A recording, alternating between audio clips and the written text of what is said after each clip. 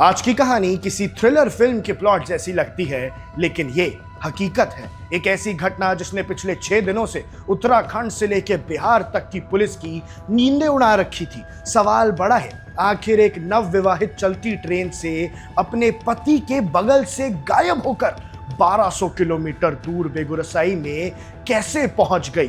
क्या ये किडनैपिंग थी या फिर इसके पीछे कोई ऐसी मिस्ट्री है जो अभी तक सामने नहीं आई? आज की स्पेशल रिपोर्ट में हम डिकोड करेंगे इस घटना को जिसने 3 प्रदेशों की पुलिस को उलझा के रखा हुआ है। सफर, नींद और सन्नाटा। कहानी शुरू होती है केदारनाथ से। कानपुर की रहने वाली प्रज्ञा सिंह अपनी पति के साथ दर्शन करके गाजियाबाद लौट रही थी।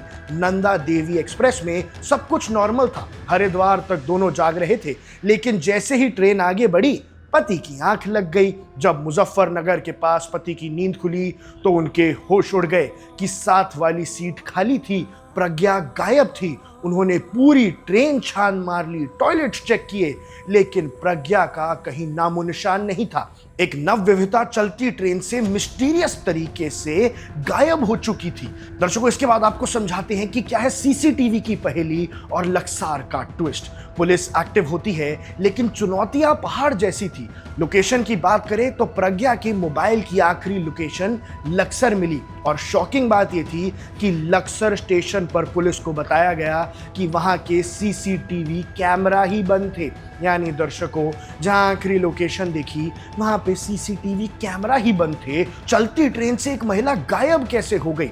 फिर इसके बाद रूट की मिस्ट्री पे सबने ध्यान दिया। सबसे अजीब बात थी कि नंदा देवी एक्सप्रेस लक्सर में रुकती ही नहीं है, वो वहां से बाईपास हो जाती है। तो सवाल ये है, अगर ट्रेन रुकी ही नहीं तो प्रज्ञा नीचे कैसे उतरी? क्या वो चलती ट्रेन से कूद गई या फिर उन्हें जबरदस्ती उतारा गया?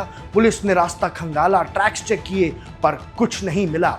फिर दर्शकों, सबसे बड़ा रिवील होता है। 1200 किलोमीटर दूर 6 दिन तक उत्तराखंड और यूपी पुलिस अंधेरे में तीर चला रहे थे, लेकिन तभी एक खबर ने सबको चौंका दिया। प्रज्ञा सिंह सेफ मिली, लेकिन कहां? यूपी या उत्तराखंड में नहीं, बल्कि बिहार के बेगूसराय में। जो लड़की गाजियाबाद जा रही थी वो 1200 किलोमीटर दूर बिहार कैसे पहुंच गई? पुलिस की टीम ने बेगूसराय से उन्हें बरामद तो कर लिया, लेकिन असली सवाल अब शुरू होते हैं। सवाल जो पुलिस को भी परेशान कर रहे हैं कि लक्सर से बेगूसराय तक का इतना लंबा सफर प्रज्ञा ने तय कैसे किया? उनकी मदद कौन कर रहा था? फिर भैया, सीसीटीवी का कोइंसिडेंस? क्या लक्सर के कैमरा का बंद होना सिर्फ एक इत्तेफाक था या कोई बहुत बड़ी साजिश?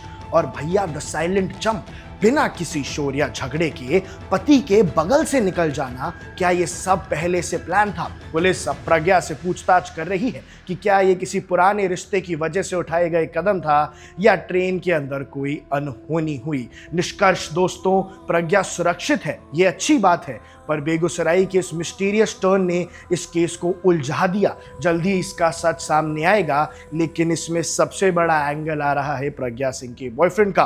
कुछ रिपोर्ट्स का कहना है कि प्रज्ञा सिंह का एक बॉयफ्रेंड था, जिसकी वजह से ही ये सब हुआ और उसने प्लान किया। लेकिन दर्शकों, अभी भी परतें खुलनी बाकी है। ये केस अब भी एक ऐसे मोड़ पे खड़ा है जहां समझना मुश्किल है कि प्रज्ञा अपनी मर्जी से गई थी, गायब हो गई थी, कोई किडनैपिंग का केस था। ये बात अभी समझ आना बाकी है, और इसमें और क्या ट्विस्ट आते हैं। कुछ रिपोर्ट्स का मानना है कि प्रज्ञा अपने पति के साथ खुश नहीं थी। कुछ रिपोर्ट्स का ये भी मानना है कि प्रज्ञा के पति शायद उसके साथ मारपीट करते थे, और ऐसे कई सारे एंगल्स अब सामने आ चुके हैं। लेकिन इस मिस्ट्री ने एक सवाल खड़ा कर दिया है पुलिस के आगे, और अब परत दर परत इसे खोलना होगा। आपको क्या लगता है? आपकी क्या राय है? हमें कमेंट सेक्शन में जरूर बताएं। अब देख रहे हैं वन इंडिया, मैं हूं आकाश कौशल। Subscribe to One India and never miss an update. Download the One India app now.